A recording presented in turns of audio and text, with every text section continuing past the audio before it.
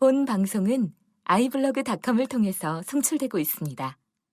미디어 플랫폼 iblog, iblog.com.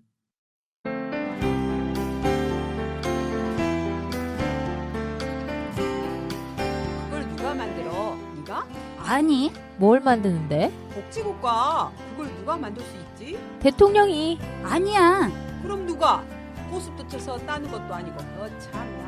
내가 바로 만드는 복지국가야. 내가 만드는 복지국가. 내 맘복. 전국에 계신 50만 사회복지사 여러분, 그리고 복지국가를 꿈꾸는 풀뿌리 시민 여러분, 안녕하셨습니까? 내가 만드는 복지국가 팟캐스트 3회 시간이 돌아왔습니다. 벌써 3회네요? 빠르네요, 시간이요. 후적후적합니다. 엊그저께 처음 뵌 것 같은데. 처음에 새틀 같은 많은 날들. 새틀같이 많은 날들일 줄 알았는데, 네. 그죠? 벌써 반이 지나갔습니다.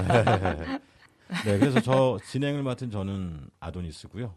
저희 그 내가 만드는 복지국가 팟캐스트 시즌 1이라고 해야 할까요? 시즌 1은 예비 사회복지사, 지금 사회복지사가 되려고 공부하시는 분들께서 보는 우리나라 복지국가, 그리고 복지 현장의 이야기들은 좀 어떤지 이렇게 재미있고 유익하게 얘기를 나눠보는 그런 방송입니다. 예. 그래서 저희 방송은 마을신문 도봉행과 마을예술창작소 창고의 지원으로 제작하고 있고요. 청취 소감이나 민원 이런 것들은 myWelfare, MYWELFARE 숫자 2012 골뱅이 한메일넷으로 보내주시면 선물 사연만 보내주셔도 내가 만드는 복지국가 단행본 1주년 단행본, 책 이름도 내가 만드는 복지국가예요. 그걸 공동저자 사인 담아서 보내드리도록 하겠습니다. 와. 좋은데요? 예. 그래서 주변 지인들한테 그 이메일 보내라고 좀 해주세요. 그 카카오톡 이메일 홍보도 팍팍 해주면서. 보내주세요. 네. 자, 지금 1회 방송이 올라와 있는 이 시점에 이제 3회 녹음을 하고 있는데 1회 방송 들어보셨어요? 어떠셨어요? 들어. 쑥스럽던데요. 어떠세요? 자신의 목소리를 그 스마트폰을 통해서 들어보니까 어떠세요? 이런 점은 좀 고쳐야 되겠다는 생각을 많이 했어요. 아니 저도 모르는 습관들이 많이 있더라고요. 네. 근데 그거 쉽게 안 고쳐지더라고요. 저도 그래요? 예. 저도 고쳐야 될 점이 많던데. 그 저도 뭐 이 방송 말고도 다른 것도 좀 하고 편집도 해보니까 그런 거 있잖아요. 뭐 그다음에 저는 이거 하고 아니 저는 근대를 엄청 못쓰더라고요. 근데 그러니까 근데 그렇게 그런데 이게 자꾸 그래서 의식적으로 이렇게 해보잖아요. 그러면은 접속사를 너무 많이 되더라고요. 쓰는 것 근데 같아요. 처음 근데 또 나왔어요, 근데. 더 의식화돼가지고 함부로 말이 안 돼요. 이제 접속사를 좀 덜 써야 될 것 같아요. 저도 그걸 들으면 너무 쑥스러웠어요. 내가 왜 이랬지? 아저씨한테도 들려주셨어요? 듣는데 너무 그래가지고요. 네. 제가 이건 딴 사람이야. 이건 나 아니야. 그랬지. 근데 알아. 아저씨는 목소리 어떻다 그러세요? 목소리? 똑같다고 그러세요? 이 웃음소리는 양순이라 그러니까 같이 똑같이 웃더라고요. 트레이드니까 뭐. 우리 퍼니하고 시나브로는 구분나무.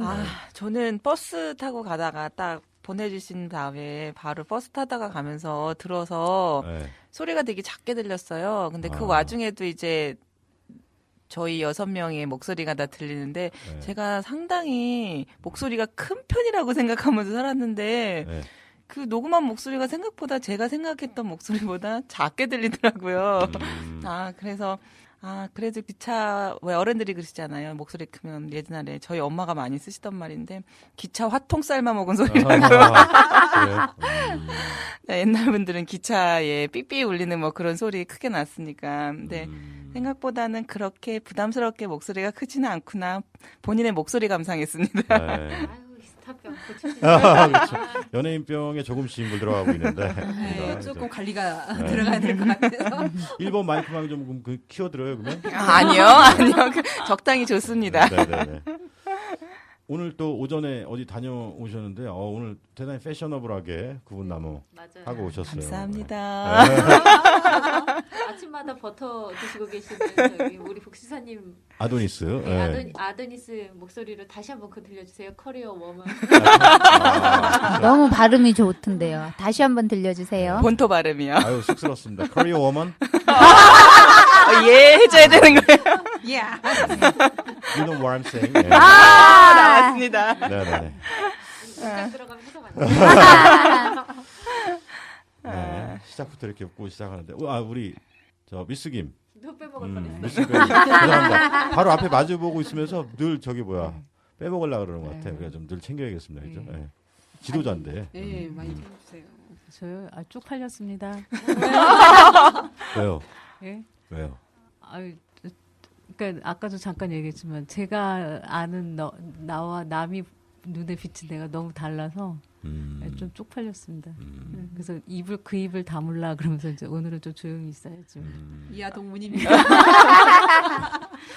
자신이 이렇게 듣는 목소리하고 남이 듣는 목소리, 그러니까 우리가 기계음으로 이렇게 녹음한 음을 들으면 남이 듣는 목소리를 제가 들어보게 되는 거잖아요. 그게 왜 다르냐면 중학교 생물 책에 나와 있어요. 67페이지인가? 어머. 2학년 거기에 나와 있는데 자신의 이제 목소리는 아니요 이거 대충 이거 찍은 거예요 이거 페이지. 대충 넘겨주는 거예요. 네. 유스타키오간의 속을 거쳐서 자신의 뇌에서 울리는 소리를 자신이 다시 듣기 때문에 자기 목소리가 그런 것 같은데 평소에는 남들한테는 그렇게 들리지 않는 거죠. 그리고 이제 녹음한 목소리도 그러니까 녹음한 목소리가 진짜 목소리인 거예요. 다른 사람들이 내 목소리를 듣는. 네, 그래서 처음에는 어색할 수 있는데 좀 이게 또 몇 번 지나면 익숙해지더라고요. 그것도. 네. 죄송합니다. 너 너무 잘난 척이 나가 또. 괜찮습니다. 어떤 네. 연예인들도 자기가 그 출연한 영화나 드라마는 안 보는 연예인들도 있다더라고요. 그게 쑥스러워. 그게 쑥스러워. 그래. 우리도 곧 연예인 되면 또 이렇게 가려들어야겠네. 이제는 TV로 나가는 거예요. 보이는 라디오. 청취 소감을 이제 한두 분 정도 이렇게 제가 좀 들어봤는데, 재미있다. 선생님들이 웃음소리가 호탕하다. 뭐 이런 평가들 있으셨고, 분량에 대해서는 적정했던 것 같다. 하고, 화제를 이제 계속 바꿔가긴 하는데, 어떤 화제는 조금 이제 길긴 했다. 이런 얘기도 좀 있었습니다. 그러니까 우리가 이제 중요한 건 우리끼리 일단 먼저 재미있고, 즐거우면 되는 거고, 우리끼리 이렇게 재밌게 했는데, 다른 분들한테 유익한 정보도 제공하고, 재미를 준다면, 더 좋겠죠. 네. 네, 그렇게 해서 이제, 웃고 떠드는 건 여기까지 하고, 한 주간 좀 어떠셨는지를 제가 또 다 알고 있어요. 그죠? 그래서 우리 구분나무하고 써니는 성북구에 있는, 그죠? 네. 마을 공동체 워크샵이라고 해야 되나요? 예, 그 모여라, 얘기를 좀 해주시죠. 모여라 성북마을이라는 테마를 가지고서 성북구의 그 평생학습관 3층에서 성북구에서 진행되고 있는 마을 공동체를 직접 하시는 분과 관계자분들, 지도해 주시는 멘토분들이 오셔가지고 한 5 분야별로 나누어서 예를 들면 교육 쪽, 아니면 문화 쪽, 아니면 부모 커뮤니티 이런 식으로 5 분야로 나눠가지고 거기에 관련돼서 실질적으로 마을 공동체를 하시는 분과 거기에 직접적으로 도움을 주시는 서울시 분의 그 상담하시는 그분도 오셨더라고요. 그런 거를 이제 마을 공채를 어떻게 하면 되는지 이런 거 상담해 주시는 것 같아요. 서울시 상담 쪽에서 나오셨더라고요. 서울시 마을 공동체 사업을 어떻게 하면 되는지. 예. 그래서 그런 지원 같은 것도 이제 어떻게 하고 어려운 점이 뭔지, 그러니까 각 분야별로 모여서 본인들이 현재 하고 있을 때 힘들었던 점, 좀 도움을 받았으면 좋겠다는 점, 이런 거로 해서 거의 1시간 반 정도 가량 분야별로 앉아서 얘기를 했어요. 그래서 저희가 참석한 곳은 부모 커뮤니티. 쪽이었는데 자, 그 부분에 대해서는 이제 같이 갔었던 저희 예, 퍼니님이 해주셨으면 좋겠습니다. 아메리스님 제치고 막 알아서 치는 그러시네요. 예. 자리 이제 다음 시간부터 자리 뺏기는 거죠. 아니 괜찮습니다 저는. 네, 저희가 갔던 것은 부모 커뮤니티였는데요. 사실은 부모 커뮤니티 말고 교육 쪽에 관련된 분들이 자리를 하고 계셔서 주 테마가 교육 쪽으로 갔었어요. 근데 이제 그곳에는 한 9평 남짓의 그런 작은 공간에서 중학교 아이들 한 7명 정도를 케어해주고 계시는 선생님과 그리고 그 임대 아파트 내에 있는 그런 그 조그만 사무소에서 어르신들과 아이들을 함께 케어하고 있는 그 조금은 젊으신 분을 만났는데 그 중에서 제일 안타까웠던 거는 그 7, 8명 되는 중학생을 케어하고 있는 그분 같은 경우에는 사실은 지원을 받고 싶은데 국가적 지원을 받고 싶은데 작은 도서관 자체가 10평 이상이 되어야지 일단은 그 지원이 나온다고 해요. 근데 거기가 8평 정도밖에 안 되나 봐요. 그래서 다른 많은 단체에서도 와갖고 보고 가셨는데 실질적으로 서류에서 일단 떨어져 버리니까 이게 지원이 안 돼서 되게 힘들다고 하시더라고요. 그래서 그냥 개인적으로 받는 거나 작은 단체에서 받는 거로 해서 지원되는 거는 이제 그 아이들 컵라면이나 아니면은 뭐 햇반 그런 거 먹을 수 있도록 그런 것만 지원된다고 하셨는데 혼자 사고 계신데 참 그런 게 안타까웠어요. 그리고 이제 초등학교 아이들을 데리고 계신 그런 분들은 그 미술심리 치료까지 그렇게 당신이 막 다 알아가지고 그 사업비 받으셔서 또 하더라고요. 근데 정말 받아야 될 친구들이 있는데 사실은 그 부분도 서류 같은 것 때문에 부모가 사실은 개인적인 이기심이랄까 그분들은 사실은 아이들을 위한다고 해요. 근데 실질적으로는 그 부모가 이혼을 했대요. 근데 서류상으로 아이가 뭐 학교 같은 데서 상처를 받을까봐 서류를 해결을 안 했다고 그러는데 실제로 뭐 학교에 가도 그들의 부모, 걔네들의 부모님들이 이혼했다는 사실을 알고 있는데 아무튼 부모님들이 그랬죠. 그래서 개인이나 아니면 국가가 이렇게 그 좀 도움 받아야 될 사람을 오히려 내몰고 있는 건 아닌가 하는 그런 생각이 들었어요. 그래서 그 간극을 좁혀가는 일, 그게 사회복지사로서든 아니면 이제 마을 활동을 하는 사람이든 그게 최대의 관건이 아닌가 하는 그런 생각이 들었습니다.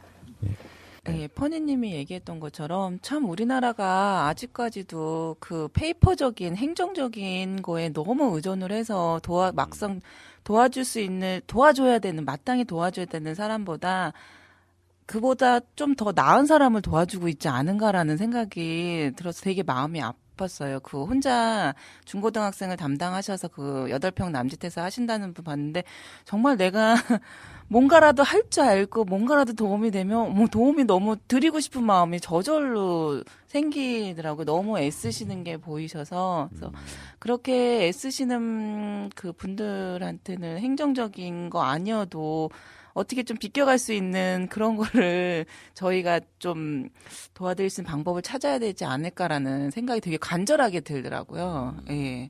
되게 많이 필요로 하시는데 혼자서 또 하시니까 예, 그런 면이 좀 안타까웠었어요. 행정적인 분도 행정적인 부분에서 지금 걸리는 거잖아요. 네, 평수 네. 때문에. 그 평수가 안 돼서 그런다라고 해서 그러니까 그분이 본인의 사비를 내서 해줄 수 있는 부분은 아니잖아요. 본인이 그걸 운영하는 것 자체도 본인은 무보수로 그냥 저 100% 네. 자원봉사인 건데 그나마 또 그 성북구에서 약간의 그 마을 공동체니까 그 사업비라는 게 있는 거잖아요. 그러니까 죄송합니다. 그분이 어디였죠? 성북구 기름동. 성북구. 그러니까 성북구 지원을 받아서 하기는 하지만 그 정도로 아이들 중고등학생 성장기에 있는 아이들한테 먹거리가 가장 많이 속상하셨는지 해줄 수 있는 게 그나마 애들이 배고픈데 그나마 그 지원금 받은 거를 해줄 수 있는 먹거리는 컵라면과 햇반밖에 없으셨다는 거예요. 그래서 그게 더 그 아이들이 정말 그 시기에는 정말 우리 그러잖아요. 소도 때려잡아서 먹는다라고 얘기를 하는데 그 정도로 애들이 하루에 몇 끼씩을 먹어야 되는데 그 먹거리를 못 챙겨주는 거에 대해서도 되게 안타까워 마음 아파하시더라고요. 네. 그러니까 규정에 딱 맞지 않으면 1.1획도 맞지 않으면 그렇죠. all or nothing. 네. 특히 기초 죄송합니다. 아침마다 제가 요새 바다를 바다는 아니고 걸어. 오케이, I got it. 야, 발음이 너무 좋으세요. 고맙습니다. 네. 이렇게 하면 또 웃고 떠들려면 그 다음에 무슨 얘기 하려고 했던 걸 까먹어. 네, 그렇죠. 하셨던 행정적인. 네. 그죠. 예. 팟캐스트를 청취하신 분이 조금 후원하셔도 될 것 같아요. 근데 그분이 말씀하셨는데 정말 우리가 늘 그 문구로 나오는 거 있잖아요. 지속적인 관심. 그분도 이렇게 하겠다고 그러니까 그런 사연 들을 때마다 하겠다고 오신 분이 계신데 일 가르쳐 놓으면 나가고 일 가르쳐 놓으면 나가고 그러니까 오히려 더 힘들다 그러시더라고요. 그리고 애들한테도 안 좋고 그래서 좀 정말 장기간으로 6개월 이상은 적어도 6개월 이상은 좀 지속적으로 반찬도 사실은 하다가 안 하면 오히려 더 못 하잖아요. 그러니까는 지속적으로 하실 수 있는 분이 좀 도와줬으면 좋겠다고 하시더라고요. 물질적인 후원도 괜찮겠네요. 그럼. 네, 그렇죠. 되게 좋겠죠. 정기적으로. 기초생활수급권도 전부 아니면 아니잖아요. 네, 그래서 맞아요. 오래전부터 부양의무자 기준을 좀 폐지하라 이런 주장이 계속 이어져 오고 있는데 사실 그게 잘 안 되고 있죠. 네. 안타까운 대목 중에 하나였고 아무튼 성북구에 한번 다녀오신 건 이제 마을 공동체 사업과 우리가 전통적으로 이야기해 왔던 지역사회 복지 요새 이제 마을 복지라고도 이제 부르는데 그것이 어떻게 좀 접목할 수 있을지 그런 걸 좀 이제 한번 고민해 보는 자리였던 것 같습니다. 그렇죠? 예. 네, 말씀 잘 들었고요. 그럼 이어서 우리 라일락과 네. 시나브로. 예. 복지위원회, 그렇죠? 도봉구 창삼동 복지위원회에서 주관하는 홀로 사는 어르신 생신잔치에 다녀오셨어요. 네, 그 얘기 좀 해주십시오. 저는 처음 보고 나서 너무 깜짝 놀랐어요. 제가 이렇게 잔치하면은 식당에서 그냥 후원하는 걸로 한번 끝나거든요. 근데 가서 봤더니 복지위원회 위원들이 아침부터 음식 잔말을 했더라고요. 그래서 덕거 어르신 창삼동에 계시는 덕거 어르신을 지금 2년째 한 달에 한 번씩 그 생신상을 직접 차려서 대접을 하고 계시더라고요. 그래서 자발적으로 그것도 복지위원회라고 있어요. 근데 그분들이 십시일반 돈을 모아서 개인적으로 이렇게 선물도 하고 그렇게 하는데 4개의 동을 지금 아도니스님이 지금 영상을 지금 제작하고 있어서 저희는 이제 카메라하고 우리 라일락님은 인터뷰를 했어요. 네, 그 인터뷰 내용 좀 알려주세요. 그렇죠. 아. 외모에 걸맞게 너무 그날, 포스가 너무 좋았어요. 리포터의 네, 포스가 네. 완전 느껴진다. 그날 네. 어르신이 10분이 오셨는데 이제 할머니 한 분하고 할아버지 한 분하고 거기에서 제일 잘생기고 제일 말씀도 잘하시고 그런 분들을 제가 인터뷰를 했습니다. 그분들이 어떤 뭐라고 내용을 하시던가요? 어떤 내용을 했냐고요? 이런 자리를 마련해 주셔서 좀 기분이 어땠나? 그리고 음식은 맛있었나? 네. 아니면은 참 여러 가지 한번 리포트를 했습니다.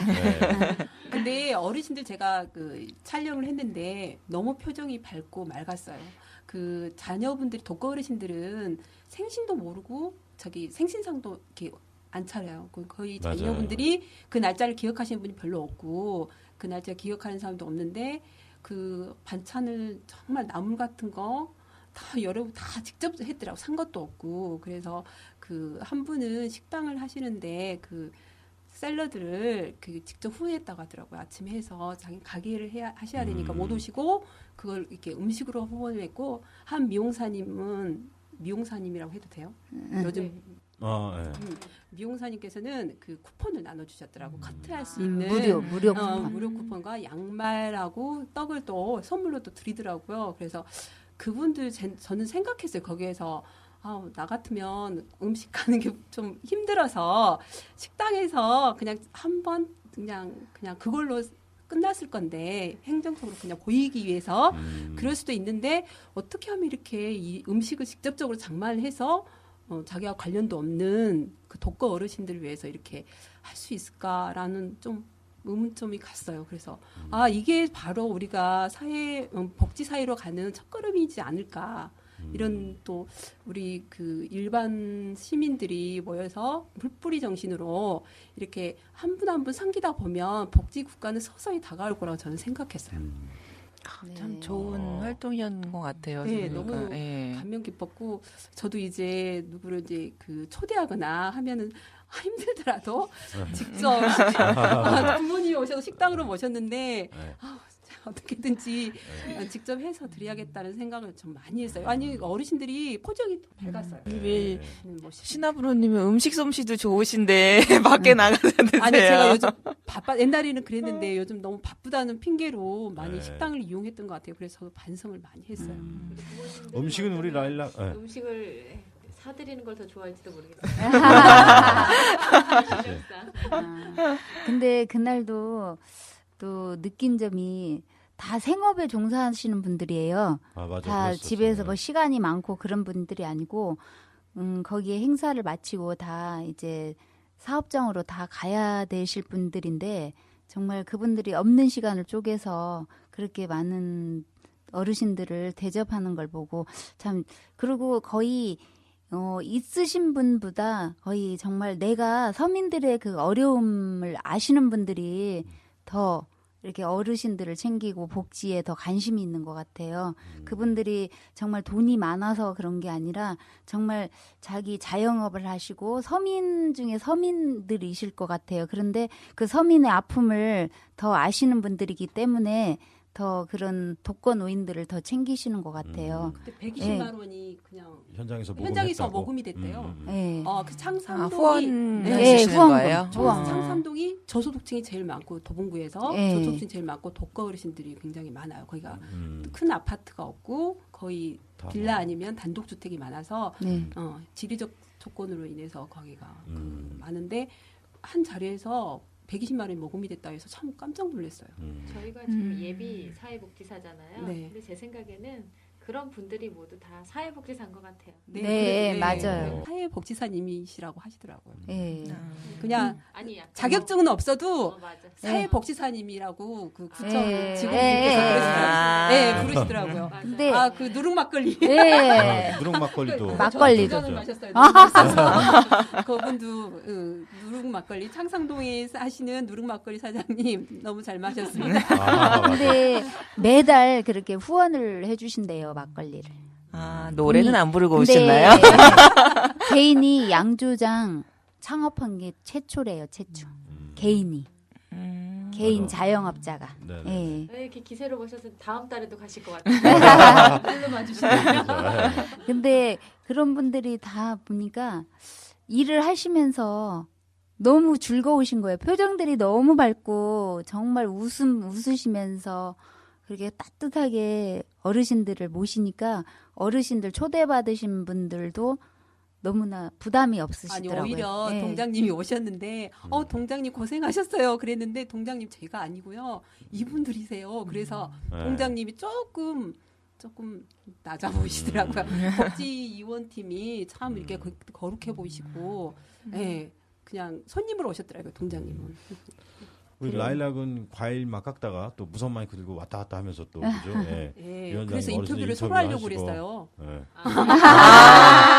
이거 진짜 이거 뭐야? 이게 너무 좋은 일을 하신가 창삼동 그렇죠. 동복지위원회 아도니스. 아도니스님이 아도니스님이 미미한 존재였어요. 정말 창삼동에 정말 복지위원회 위원님들이 워낙 좋은 일을 하시니까 이 방송을 들어주시네요. 예, 방송을 저기 도봉구청에 홍보를 취재차 해가지고 홍보를 하신다고 이렇게 주부 리포터로 팔리는 거 아니에요? 네. 그 영상? 그 우리 페이스북에 더불어 함께하는 도봉마을이라고 페이스북 그룹이 있어요. 네. 거기에 저희가 요 3회분 올려서 도봉구 관계자분들도 좀 보실 수 있도록 하겠습니다. 그 네, 말씀이시죠? 감사합니다. 예. 그래서 동복지위원회는 이제 도봉구 민선 5기에서 이제 처음으로 좀 시도된 복지 사업 중에 하나인데 이제 역점을 두었던 거였어요. 그간에는 우리 신하브로가 말씀하신 것처럼 관 주도로 동사무소에서 뭐 예산 가지고 어디 식당 한 군데 빌려서 이제 그런 홀로 사시는 어르신 생리잔치라는 게 없었던 아이템은 아니잖아요. 근데 그렇게 해왔다면 요 이제 민선 5기 동복지위원회를 꾸린서부터는 주민들이 좀 이렇게 참여해서 민과 간이 협력해서 그런 것들 좀 준비해 가는 그게 가장 큰 이제 좀 차이점이라고 할 수 있죠. 그 중에서 이제 창삼동을 한번 보시고 오신 거였습니다. 그래서 성북 마을 공동체와 창삼동 동복지위원회 이렇게 보니까 이 마을 공동체를 이렇게 만들어가는 게 우리 사회복지사와 또 이제 어떻게 좀 맞닿을 수 있는지 요걸 또 다시 한번 생각해 보게 되는 내용이었던 것 같습니다. 네네. 기초연금 조사를 하면서 느꼈던 감정은 그런 걸 할 때마다 느끼는 건 그 무기력감을 되게 무기력감 이걸 많이 느끼거든요. 그러니까 그것도 할 수 없어라는 그런 마음에 좀 굉장히 좀 며칠을 좀 이렇게 좀 우울해지는데 그런 얘기가 있잖아요. 아주 작은 일이라도 착한 일은 하고 아주 나쁜 일이라도 아주 작은 일이라도 나쁜 일이면 하지 마라라는 말씀이 있는데 저는 그 반대로 살았던 것 같아요. 그러니까 작은 일이면 착한 일인데도 작은 일이면 그냥 무시하고 그냥 안 하고 그리고 나쁜 일이 작은 일이지만 나쁜 일이면 뭐 어때 하고서 그냥 하면서 그냥 그 반대로 살았던 것 같더라고요. 그래서 그런 거 반성을 하면서 제가 이제 이 두 가지를 생각을 한 거죠. 그래서 내가 할 수 있는 일은 뭐가 없을까? 그러면 아주 작은 일이라도 하면서 살아야 되겠구나라고 생각을 한 게 제가 그 독거노인들한테 전화하는 말벗 서비스가 있잖아요. 근데 제가 저희 엄마한테 1년에 한 두세 번도 전화를 안 하거든요. 네, 저희 엄마가 답답해서 전화를 이제 자주 주세요. 그래서 이제 엄마한테 전화를 이제 자주 하기로 마음을 먹었고 또 더불어서 저희 외삼촌이 수급자세요. 이제 나이가 많으신데 혼자 되셔서 이제 수급자이신데 지난번에 이제 그래서 그런 것 때문에 이제 민생 상담소에서 상담을 했거든요. 그랬더니 이제 제가 직접 성남을 가야 되는 상황이더라고요. 그래서 막 갈까 말까 막 고민을 하던 차에 외삼촌이 병원에 입원을 하셨고 그래서 중환자실을 들어가셨고 그래서 이제 나오셨는데 그러고 나서 외삼촌한테도 자주 전화를 드려야 되겠다. 예, 제가 그래서 주변에 있는 어르신한테 말벗 서비스를 해드리기로 제가. 그렇군요. 말벗 서비스 피아노도 배우셔야 되고 피아노는 아닌가? 그래서 그 어르신도 제가 이제 아시는 사회복지사님한테 여쭤봤어요.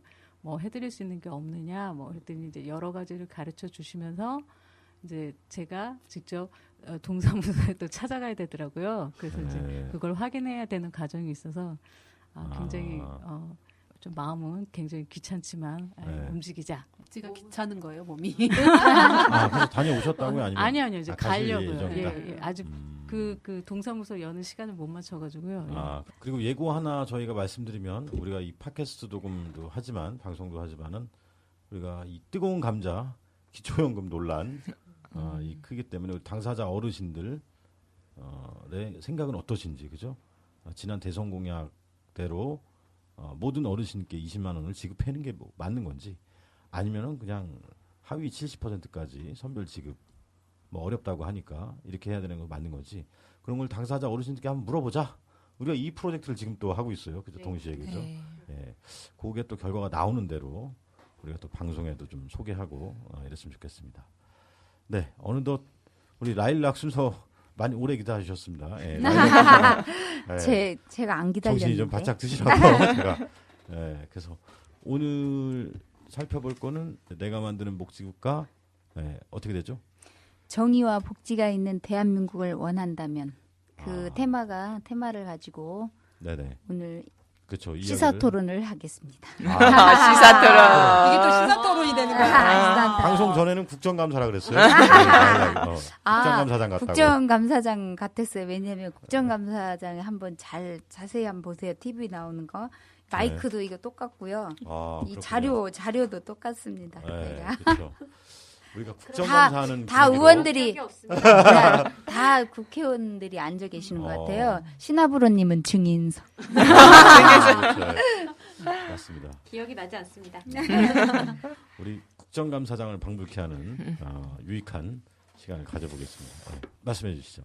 정의와 복지가 있는 대한민국을 원한다면 이런 테마로 오늘 발표를 하겠습니다. 우리나라는 복지 빈부격차가 날로 심해지고 있죠. 분배와 복지가 강화돼야 한다는 목소리가 높아지고 정의로운 사회를 만들기 위해서는 우선 근로소득이 공정해야 되는데 더 많이 일을 하고 적게 받는 사회가 돼서는 안 된다는 게 주제입니다. 경쟁이 공정하고 정의로운 국가일 때 소득이 불평등과 재산 불평등이 완화되고 개천에서 용나고 3대 부자가 없고 3대 가난이 없는 사회가 된다. 이러한 사회는 국가가 개입해서 해결해야 되고 그러나 중요한 것은 복지 국가든 정의 국가든 공동체는 개인의 힘이 모여 만들어지기 때문에 내가 만든다는 깨어있는 시민 의식이 중요합니다. 지금 네. 시민 의식이 몇 프로나 된다고 생각하세요? 시민 의식이요? 예, 우리가 이렇게 투표나 할 때 시민 의식. 시민 의식이라면 근데 투표할 때 많이 투표할 때 많이 나타나지 시민 의식이라는. 그러니까 시민 의식에도 여러 가지 종류가 있을 텐데 근데 어떤 여기 책에서는 제가 듣기로는 이 책에서 나누는 시민의식은 그 스웨덴 같은 유럽들은 그러니까 상위에 있는 사람들이 그 세금을 내는 퍼센트가 거의 85%를 내고요. 그리고 그 하위층에 있는 사람들은 지원을 받거나 혹은 내지 않거나 이렇게 하거든요. 그런데 그거를 당연하다고 생각하는 시민의식이 있기 때문에 여기는 그 북유럽은 복지국가가 될 수가 있다고 그렇게 되는데 그런 의미에서 본다면 우리나라의 시민의식은 여기 북유럽의 그 스웨덴 같은 나라보다는 현저하게 떨어진다고 볼 수 있죠. 네, 그러니까 여기서 그렇죠. 말하는 시민의식은 그러니까 복지에 대한 개념의 시민의식을 얘기하는 게 아닐까라는 생각이 그런 들더라고요. 취지에서 예. 아도니즘이 몇 프로라고 생각하세요? 지금? 저요? 네. 그래도 그 우리보다는 복지에 대해서 좀 많이 생각을 하셨잖아요. 아니죠. 또 이제 뭐 내용을 아는 것과 그래도 그냥 잠정적으로 그냥 자료인 거 아니나? 저요. 여기서 말하는 시민 개인적인 의식의 기준이라면 주관적인 기준. 저는 한 75점? 와, 후하신데요? 너무 후한데요. 제 잘난 맛에 살아요. 본인 의식 말고 아니요, 저희 나라가 이게 우리나라가. 복지 시민의식. 죄송합니다. 예, 저희 나라가 저희 나라의 딴짓했나봐요. 졸지 마시고요. 진행하면서 역진행이네 역진행. 역진행이에요, 역진행. 내일 아마 다음 시간부터 아마 여기 진행자가 교체돼 있지 않을까. 네. 아도니스를 공격을 많이 하시네요. 저는 45점 그러면? 네. 45점. 그 정도면 절반은 안 되는. 네, 절반은 네. 안 되는 제 생각도 그래요. 예, 맞아요. 절반이 못 미치는 거 맞는 맞는 거 거 같아요. 예, 그렇게 저도 맞아요. 개인적으로는. 예. 이제 상류층에서도 그렇죠. 근데 좀 이게 저는 다르게 생각하는 게 그 의식 구조가 다른 것 같아요. 그러니까 서구의 의식 구조하고 우리나라 동양의 의식 구조는 굉장히 다른 것 같아요. 그러니까 예를 들면 그 서구에서는 그러니까 나의 가족이 아닌 타인에 대한 어떤 복지나 어떤 이런 것들에 대해서 굉장히 적극적이지만 동양에서는 모르는 사람에 대해서는 적극적이지 않아요. 그렇지만 가족이나 이런 친족 개념으로 들어가면 굉장히 적극적으로 도와주거든요. 그거 못 느끼시나요? 우리나라가? 예. 그렇죠. 예, 그건. 예, 우리나라, 그러니까 우리 가족이야, 친족이야, 이게 뭐 우리 같이 학연이야, 지연이야, 이게 연결되면 굉장히 적극적으로 변해요. 근데 그런 연계가 없는 경우에 대해서는 굉장히 매몰차지만 연계가 있으면은 서구 사람들이 그렇게 부모를 열심히 봉양하거나 자기 가족이나 뭐 친척이 아는 사람이라고 해서 그렇게 열심히 도와주는 경우는 거의 없을 거예요. 근데 우리 예전에 보면 집에 서울에 어른 한 명 있으면 조카부터 시작해서 온 집안이 다 서울 와갖고 그 집에서 한 방에서 먹고 자고 하면서 학교 다니고 그러거든요. 그런 개념으로 보면은 좀 이게 그러니까 기준점이 차이가 있는 거지 우리나라가 이렇게 타인에 대한 어떤 배려나 뭐 이런 게 없는 거는 아니고. 배려나 그런 걸 그러니까 복지인데, 그러니까 우리가 지금 복지라고 얘기하는 게, 그러니까 기준이 항상 그 공평함. 을 이제 그러니까 사회 구성원들 전체를 놓는 게 공평함을 놓고 볼 때 이제 그렇게 하다 보니까 우리나라가 조금 많이 떨어지는 거지.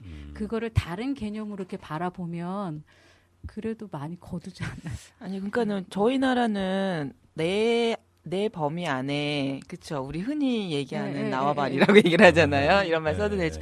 근데 그러니까 그게 문제인 것 같아요.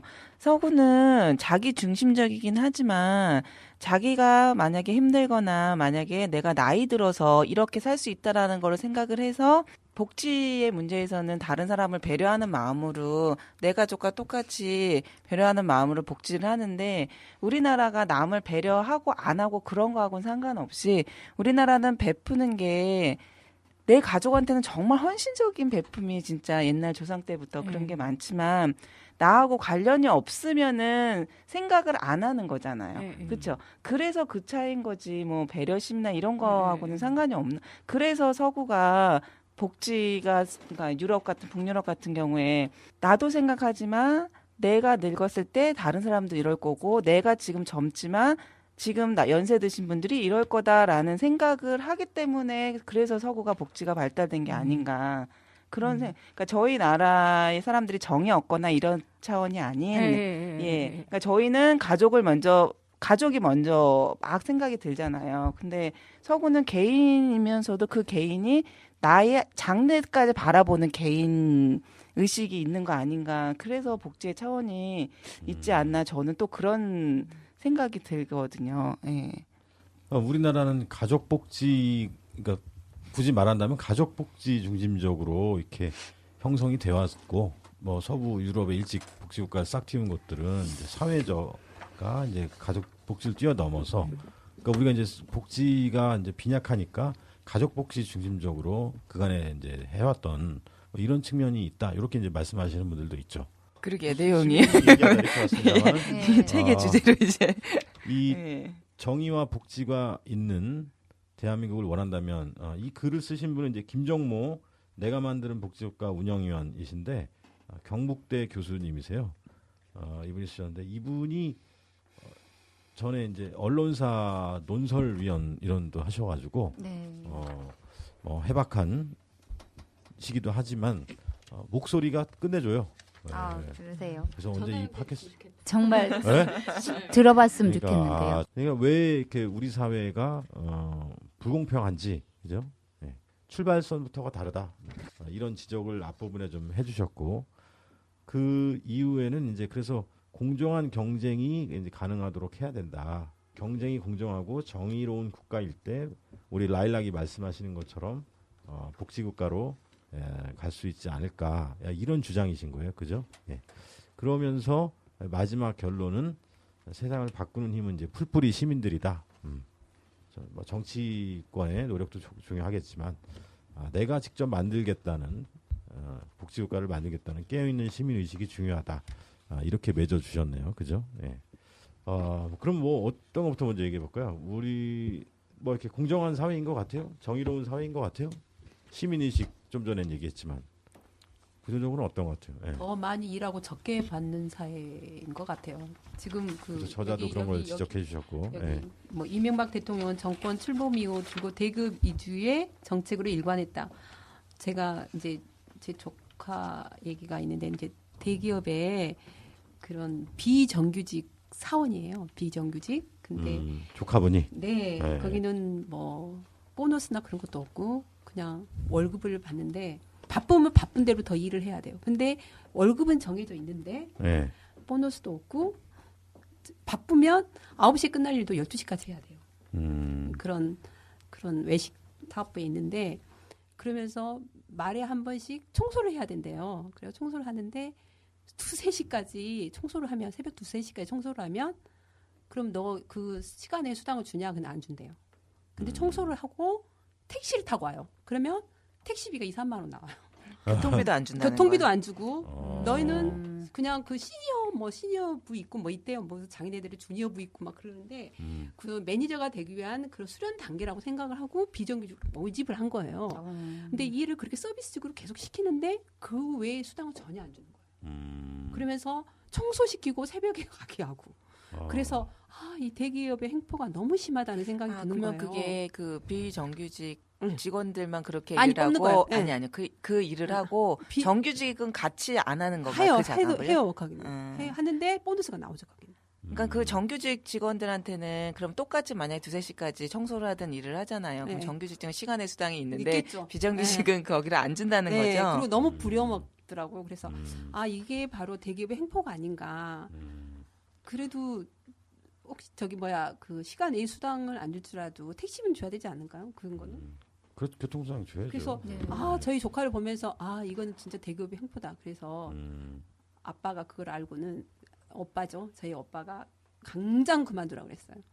당장 그런 횡포 속에서 네가 희생될 필요는 없는 것 같다. 그러면서 다른 일을 하라고 당장 알고 나니까 자신의 딸이 대학 나와서 그 일을 하고 있다고 생각하니까 부모 입장에서는 그게 아닌 거예요. 안타깝죠. 안타깝죠. 왜냐하면 시간의 수당을 주든지 아니면은 청소 수당을 주든지 그런 횡포가 있더라고요. 그래서 정규직을 시켜주시든지. 예.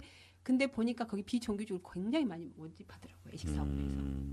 그렇군요. 예. 그냥 4대 보험은 되는데 그걸 미끼로 해서 그렇게 계속해서 비정규직 회원을 모집해서 너는 잘하면 매니저가 될 수 있다는 그런 포스를 깔아놓고 계속 부려먹는 행위를 하더라고요. 그러니까 그거를 견디지 못하는 비정규직들은 네. 퇴사를 하는 퇴사를 거죠. 하는 거죠. 근데 퇴사한다고 또 대안이 바로 또 있는 게 아니죠. 다른데 비정규직으로 해야 되는 거 그렇죠. 아니에요? 그렇죠. 정규직 가는 게 아니고. 그거는 인정을 안 해주더라고요. 경력으로. 또. 네. 그게 수요가 있기 때문에 또 그렇게 되는 거니까. 그러니까 그게 어떻게 보면 청년 실업의 하나죠. 그게. 왜냐하면 조건을 좋게 하면 그 사람들이 계속해서 배워서 네. 더 좋은 서비스 문화가 발전하지 않을까 생각을 하는데 그런 조건이 너무 좋지 않다 보니까 버티지 못하고 다들 나오는 것 같아요. 우리 여기도 나왔지만 우리 정부가 경제 성장하면서 압축 성장이라고 해갖고 기업을 너무 많이 봐줬다고 했었잖아요. 그래서 오늘 아침에도 신문을 봤는데 청년 실업에 대해서 나왔어요. 근데 그 데이터를 보니까 그러니까 인턴 사원을 위해서 정부에서 지원해주는 게 바로 그 청년 실업 그 해소 방안이었거든요. 근데 그 정부에서 지원해주는 동안만 그 사람들을 쓰고 그리고 그 다음에 남아있는 사람은 맞아요. 정말 한 3-4% 정도밖에 안 돼서 그 대책은 사실상 실패다라고 그렇게 나오더라고요. 그러니까는 그 기업의 그런 것들을 그러니까 세제 혜택이라든지 아니면 여러 가지 그런 혜택들을 특히 대기업의 그런 혜택들을 오히려 더 좀 축소해야 되지 않나. 그리고 사실은 중소기업에 그만큼 지원을 했다면 그것도 괜찮은데 아까 그리고 또 시민의식 얘기가 나왔는데 그 의식도 문제예요. 사실은 그 인턴 사원 같은 걸 뽑을 때 비정규직 뽑을 때 그냥 대기업의 비정규직을 가는 게 앞으로의 비전을 위해서 지금 중소기업 정직원 가는 것보다 낫다라고 생각하는 그런 우리 청년들의 의식도 사실은 조금은 개선해야 될 여지가 있지 않나 싶은 생각이 드네요. 그렇죠. 저자인 김정무 교수께서 그 대기업 중심적으로 우리가 효율성을 너무 강조하다 보니 거기에 이제 정부 지원도 집중되어 왔다라는 지적도 해두셨고. 근데 여기서 이명박 정권 한 뒤로부터 몇 프로가 또 늘었다는 얘기가 나오는데 지금? 예, 2005년에 이제 10대 기업이 국내 총생산에서 10대 기업 매출이 차지하는 비중이 35% 수준이었는데 2011년에는 41% 이제 한 6% 정도 늘었죠. 비중이 늘었다는 내용이에요. 그러니까 그만큼 우리나라 경제에서 대기업이 차지하는 비중이 크다. 이런 말씀이셨네요. 떡볶이 빵 동네 가게까지 출범을 했잖아요. 네, 대기업이 그렇죠. 지금. 동네 빵집 그게 이런 문제고 거. 예. 두부나 그런 것들이 저는 시제에서 나오더라고요. 두부가. 또. 네. 그래서 많이 나오죠. 너무 네. 놀랐어요. 깜놀. 진짜 깜놀. 깜놀해요. 왜냐면 이거는 깜놀. 서민들이 해야 될 일이 아닌가요? 예, 그렇죠. 동네 그 자영업 하시는 분들이 전통시장에서 하시면 될 것 같은데 두부 이런 거는. 그러니까 그렇게 되다 보니까 이제 워킹 푸어잖아요. 이제 그렇죠? 하우스 푸어도 있지만 요새는 그러니까 일을 해도 가난한 거예요. 예, 워킹 푸어. 예. 그리고 저자도 심각하죠. 네. 예. 여름에 열심히 개미가 일을 했으면 겨울에 좀 쉬어야 되는데 쉬어야 되는데. 여름에 열심히 일한 개미 겨울에도 가난하다. 예. 이런 주옥 같은 멘트를 써주셨어요. 그래서 이게 워킹 푸어 문제가 참 심각합니다, 그렇죠? 그 원인으로 이제 비정규직 문제를 저자도 들어주셨던 거죠. 웬만하면 다 비정규직이에요. 저는 볼 때. 제가 또 이 제 자랑입니다만 제가 예전에 세계 24위 포춘지가 선정한 24위 외국계 기업에서 이제 근무를 원래 했었지 않습니까? 그래서 그 당시만 해도 저가 입사할 때는 웬만한 4년제 대학 나와서 영어 공부도 좀 하고 이름 그래도 이제 그런 데나 뭐 이렇게 중견기업에 취직을 했단 말이죠. 요새는 안 돼요. 그 왜 안 되냐면 제가 이제 3, 4년 정도 일하다 나왔는데 저 나올 쯤 때부터 보니까 신입 직원들 보니까 친구들이 사브나 벤츠 이런 걸 회사에 타고 오더라고요. 사부님. 네, SA 뭐 특정 네. 자동차 광고하는 건 아니고 저는 네. 엘란트라 중고 네. 280만 원 주고 사가지고 타고 다녔는데 렉스톤 당시 처음에 나왔을 때 이런 거 끌고 그러더라고요. 그래서 야 너네 집 뭐 이렇게 네 차냐 그랬더니 아니 네 차냐 아니라 야 너희 아빠 차냐 이렇게 물었더니 아니래 자기 거라는 거야. 아 그래? 그러면 너희 집에 차가 몇 대인데 뭐 세대라는 거야. 그리고 자기 부모님이 이제 대한민국 5% 안에 드는 그 유명 종합대학병원의 뭐 부원장 자제분이라든가 무슨 건설사 이세라든가 이런 친구들이 정규직으로 취직을 하는 거예요. 저 나올 때쯤 되니까 레벨이 3, 4년 만에 확 달라졌어요. 그렇죠. 네. 그때 2000년대 중후반을 겪으면서 급격히 달라졌다니까요. 네. 그러면서 아직까지 그 회사에 있는 제 동기가 뭐라 그러냐면 얼마 전에 저를 봤는데 더 이상 아도니스 우리 회사에 그 노동자 계급 출신 부모님이 노동자 계급인 출신의 그 신입사원은 없다.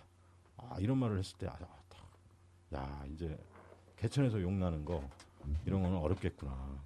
갈수록 이게 고착화 되겠구나 이런 생각을 저도 해봤었습니다. 네, 맞습니다. 그런 것 같아요. 그 얘기하셨던 것처럼 저희 실천론을 배웠던 교수님이 그때 그 간단하게 한마디 해주신 게 뭐였냐면 기회는 누구한테 다 공평한 걸 원하잖아. 너네도 평등한 걸 원하지 기회는 다 똑같이 줄게. 그런데 시작하는 출발점에 다른 조건이 달라서 네. 우리나라가 복지가 안 되는 거다라고 딱 한마디로 해주시더라고요. 그러니까 지금 얘기하셨던 것처럼 아도니스미 들어갈 때 그 지금 말했듯이 부모님이 노동자 계급 노동자 계급 네. 이제 정규직은 없다 이렇게 딱 네, 그러니까 그런 것 같아요.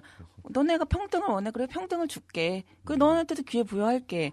하지만 조건이 달라버리는 것 같아요. 그러니까 지금 취업하는 친구들 중에서는 그죠 노동자 계급의 부모가 아닌 전부 다 그렇죠. 상위 계층의 적어도 자녀들이 전문직 대기업을 이상. 들어가게 네. 되는 거잖아요. 네, 여기에서 그렇죠. 몇 예. 년 생활하고. 그러니까는 네. 너네들한테 그 입사할 때 너네도 기회 줄게. 입사 원서 내. 너네도 니네 실력대로 내. 하지만 서류상에서 잘리는 경우가 생기는 게 그 한 일부분에 그 지금의 얘기하고도 맞물리는 그렇죠. 경우가 아닐까라는 생각이 딱 들더라고요. 그래서 예전에는 정말 개천에서 용나는 일이 있었지만 요새는 부모의 재력 없이는 아이가 공부를 잘할 수 없다라는 학생한테도 그런 학부모들 사이에서도 그런 얘기가 나오니까 되게 마음이 아픈데 이렇게 우스갯소리로 저희 아이 큰애 초등학교 때 얘기했던 건데 아이가 서울대 스카이대를 갈 수 있는 조건이 할아버지 할머니의 재력, 그렇죠. 아빠의 무관심,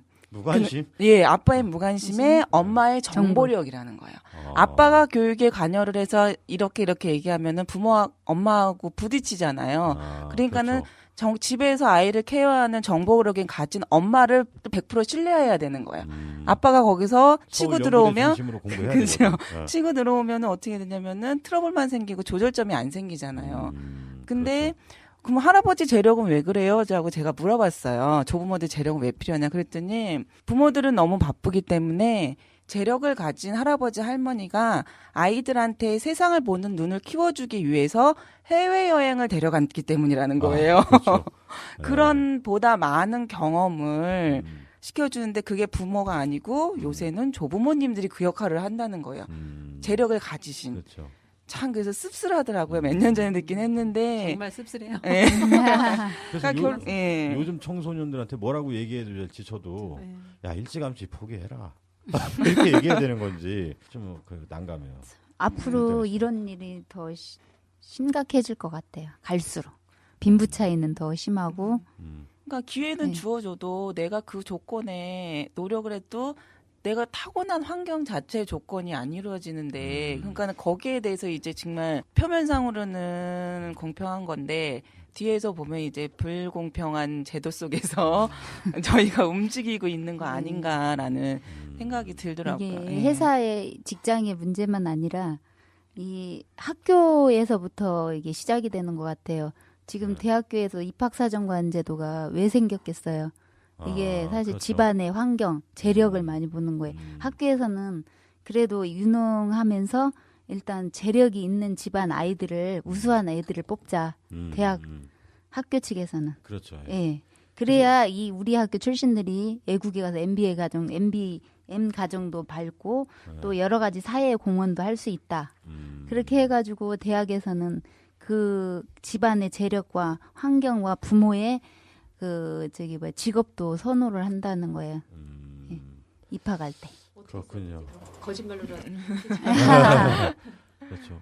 그래서 애들 보고 저 일찌감치 저 오토바이 타는 거 배워서 피자랑 치킨 배달하러 다녀라 이렇게 얘기해야 될지. 그래서는 또 안 더 되잖아요. 마음이 그죠? 아픈데요. 다시 전에 다니던 회사 말씀드리면, 그러니까 있는 집 유력 자제분들께서 경험을 쌓기 위해서 외국계 회사에 정규직으로 다 이렇게 그러니까 자리를 하시면 노동자계의 아이들은 거기에 이제 정규 취직할 수가 없는 거잖아요. 그리고 또 물어봤어요. 똑같이 저랑 월급 받는데 너는 기름값도 안 나오겠다. 청평에서 강남으로 그 벤츠로 출퇴근하더라고요. 반수로. 아니 그것도 이사님이나 이런 분이 아니고 신입 사원이. 야, 그래서 제가 이제 너 청담동 호루라기면서 막 비자바 땡기고 제가 괴롭히면서 이렇게 했던 기억이 있는데. 그래서 갈수록 더 심해지는 것 같아서 좀 안타깝습니다. 네. 근데 아무튼 저자가 김정모 교수께서 말씀하신 것은 이러한 그 불공정하고 불공평한 사회를 이렇게 두고서는 복지효과가 어렵다 이런 얘기이신가요? 그게 아니고 제가 매장일까요? 여기 네. 책에다 줄을 쳤는데 네네. 이게 보시면 여기 딱 있더라고요. 복지가 등세로 연결된다고 할 때 가진 자의 이해와 협조가 동반되어야 된다는 멘트를 딱 남겨주셨는데 여태까지 이게- 한 멘트는 우리가 다 싹 다 잘라야겠네요. 그죠? 네. 아니 이게 딱 와닿는 거예요. 어쨌든 저희가 세금에 한해서 이제 복지 기본적으로 복지를 유지하는 건 이제 세금이 배경이 되는 거잖아요. 그렇죠? 네. 지원을 해줄 수 있는. 음. 근데 그거를 이제 없는 사람이 계속 세금 낸다고 이루어지는 게 아닌 거잖아요. 그렇죠? 그렇죠. 그래서 지난번에도 저희 얘기했던 북유럽 같은 핀란드가 이런 같은 경우는 그 교통 위반? 교통 위반할 때도 범칙금 낼 때도 본인의 월급, 능력에 자기 받는 급의 그 수익의 14분의 1을 보통 범칙금으로 내잖아요. 네. 그렇죠. 그러니까는 내가 많이 벌면은 많이 내야 되는 거고 적게 벌면 적게 내는 거잖아요. 근데 저렇게 뭐 극단적으로 얘기해야 될지는 모르겠지만 저희는 이렇게 제도를 딱 세금에 대한 제도나 정책 같은 걸 해놓으면은 어떻게든 있는 사람들은 비껴나간다고 얘기를 저희가 속된 말로 얘기를 하잖아요. 그러니까 비껴나가는 게 아니고 여기서 말한 가진 자의 이해와 협조가 네. 동반된다 그러면 저희도 조금 더 정말 다가갈 수 있는 복지에 다가갈 수 있는 계기가 되지 않을까. 저는 이 문장이 굉장히 와닿더라고요. 저 이해와 협조 부분에 대해서는요. 또 다른 자료를 보니까 이렇게 나왔더라고요. 부자도 복지 혜택을 받을 수 있다라는 생각을 가져야 된대요.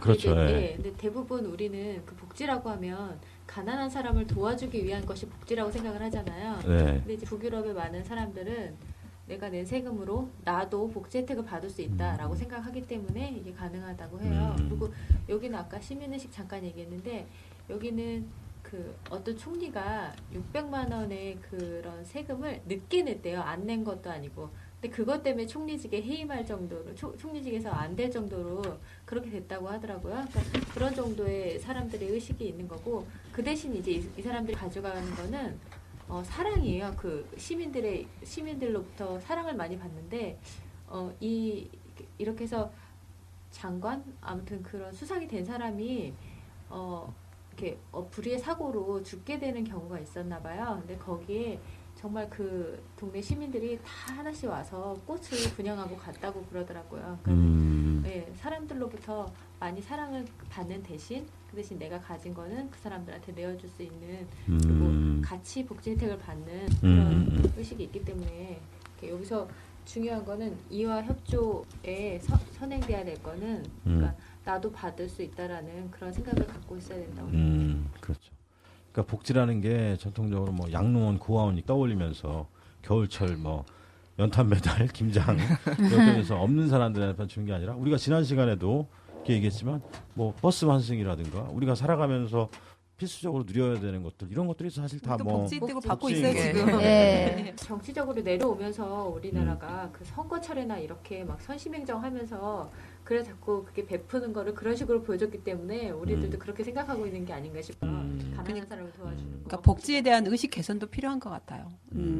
복지를 받고 있을 때 복지를 받고 있지 않다고 생각하는 의식 수준. 그렇죠. 지난 시간에도 지적했죠. 그게 네. 문제인 것 같아요. 그게 가장 큰 문제인 거예요. 복지를 예. 책- 받고 있는 거. 예. 체감화가 안 돼 있어서 복지를 이렇게 생각해 보면 다 복지를 진짜 보편적으로 다 받고 있거든. 처음에는 의료. 공동건강보험증 없으면 예. 병원 못 가죠. 감기 그렇죠. 걸려서. 예, 굉장히 다 받고 있잖아요. 그런데 사람들이 그 의료에 당연한 건데 복지를 받고 있다는 걸 모르고 있더라고요. 선거 때 현금을 찔러줘야 되나 봐. 그리고 물질적인 게 필요한 거죠. 현물로 그냥 그쵸. 줘야만이 복지예요 우리나라는. 그리고 그렇죠. 65세 이상은 교통비도 네. 그렇죠. 무료죠. 기초연금 이제 네. 포함시켜서 기- 지하철 지하철. 무료시고. 예, 지하철, 시내버스 다 무료잖아요. 시내버스는 아니야? KTX 감면. 반면 자, 그래서 벌써 오늘은 이제 뒤에 이 장소가 이제 마을 예술 창작소여서 뒤에 또 이제 우리 애기들 아니고 애기들 그렇죠. 예. 그 오케스트라 연습이 있어서 일찍 마치려고 했는데 또 벌써 한 시간을 넘겼어요. 예. 그거가 이렇게 수다 떠는데 금방금방 시간이 지나갑니다. 그죠? 신기하게. 그러니까 결국은 세상을 네네. 바꾸는 힘은 풀뿌리 시민이라고. 그렇죠. 이 예. 전에도 네. 말씀해 주신 시민 것처럼 의식이 중요하네. 시민 의식이 제가 그래서 조금 전에 물어본 아, 오늘의 거예요. 결론이네요. 결론 네. 때문에. 근데 음. 우리 시민 의식이 중요한 거. 그러니까 우리가 뭐 지도자가 뭐 이렇게 백마탄 왕자가 나타나서 아니죠. 한 방에 이렇게 해줄 것 신데렐라는 같지만 아니고 그래도 잘 뽑아야겠지만 네. 우리 시민들 하나하나가 복지국가를 염원하고 그것을 이렇게 좀 퍼뜨려 나갈 때 그런 생각. 빨리 다가오지 않을까. 예.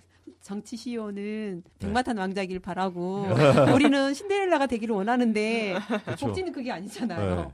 서서히 오는 백마탄 거는. 왕자는 없어. 네. 네. 그렇죠. 네. 그래서 한 말씀씩 뭐 더 하셔야 될 의미 없으시면 우리 저 라일락이 이제 오늘 마무리. 하셔졌으니까 마무리 멘트를 해주시고 마치면 어떨까 해서요. 금방 지나가 한 시간이. 예. 정의와 복지가 있는 대한민국을 원한다면 오늘 테마로 오늘 이야기를 나눴는데요. 이제 깨어있는 시민이 정의를 만들고 세상을 바꾸는 힘은 풀뿌리 시민이다. 그러므로 해서 그게 복지국가가 되고 정의국가가 된다는 것. 그것은 내가 만든다는 깨어있는 시민 의식이 가장 중요하다. 그것을 저희는 강조하고 싶습니다. 본인도 거기에 공감하시고. 네. 네. 저희도 네. 공감합니다. 우리 3번 마이크 계속 뭐 말씀하시려고 그랬던 것 같아요. 아니, 저 너무 막연해서요.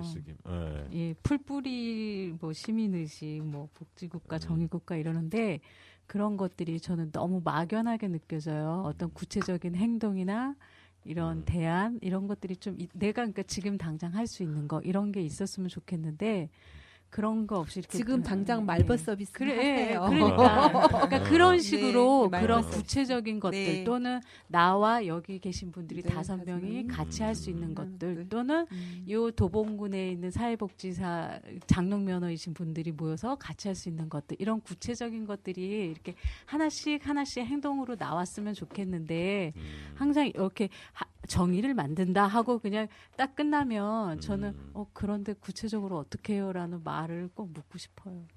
그렇죠. 저도 뭐 이런 주장들이 거시적이고 또 추상적이고 이럴 때가 많아요. 그런데 그렇다고 우리가 이제 뭐 길에 떨어져 있는 담배꽁초를 하루에 10개씩 주스면 저마다 주스면 이제 복지국가가 당겨진다. 이렇게 또 이제 얘기하기도 또 쉽지 않은 측면이 있죠. 그렇지만 우리가 이렇게 또 복지국가에 대해서 떠들고 이 라일락 향기처럼 그렇죠. 이 사회복지를 또 퍼져나가는 나가고 거죠. 있잖아요. 근데 복지에 대한 이런 그 노력도. 정책도 잘 알아야 되고 저희 사회복지사가 되려면 네네네. 이제 대두되는 게 지금 서비스 연계거든요. 모르면 이분이 이런 상황인데 연계를 못 해드려요. 그러니까 사회복지사가 할 일도 복지는 거시적이고 진짜 우리가 할 수 있는 일은 서비스 연계. 그러니까 나라에서 해줄 수 있는 거 또 여기 마을 공동체에서 할 수 있는 일 그래서 연계를 시켜주는 거. 저 그게 진짜 답답해요. 그러니까 이게 네. 정의가 나오다 보면 네. 그러니까 이 미스 김처럼 그러면 도대체 뭘 하라는 거야? 라고 생각하게 되고 그렇게 생각하는 중에 내가 할 수 있는 일을 찾게 되는 거죠. 그래서 제가 여기서 이제 막가 광고를 드리자면 다음 시간에 제가 주제 발표인데요. 네. 그래서 저는 그래서 아까 구체적으로 뭘 해야 되는지라고 얘기를 했잖아요. 그래서 저는 사회복지사가 털어놓는 불편한 진실 편을 하기로 했거든요. 그래서 이분이 어떤 불편한 진실을 갖고 있는지 그리고 또 우리가 그 주변에서 또 불편한 진실을 겪은 적이 없는지 그런 얘기를 나눠보면 좋을 것 같습니다. 네. 아주 알아서 대단히 척척 시키지도 않았는데. 아도니스님. 자리가 지금 밑에 있지 아유, 자리가 이태합니다. 자리가 이태합니다. 위축되셨습니다. 위축되셨습니다. 자리를 내놓도록 하겠습니다. 네, 자리가 자리를. 우리가 아프로디테가 아닌 거예요. 우리가 그렇죠. 아프로디테 별로 아닌 거예요. 네네네. 회를 겉팔수록 계속 당하고 있습니다. 네. 다음 주는 이제 사회복지사가 본 불편한 진실. 네. 그간에 우리가 이제 거시적인 것들을 좀 얘기해 왔다면 이제 좀 현장에 깊은 얘기를 좀 나눠볼 수 있을 것 같습니다. 네, 그럼 이렇게 해서 3회 방송도 미숙한 진행 어떻게 박수로서 마치겠습니다. 네. 수고하셨습니다. 수고하셨습니다.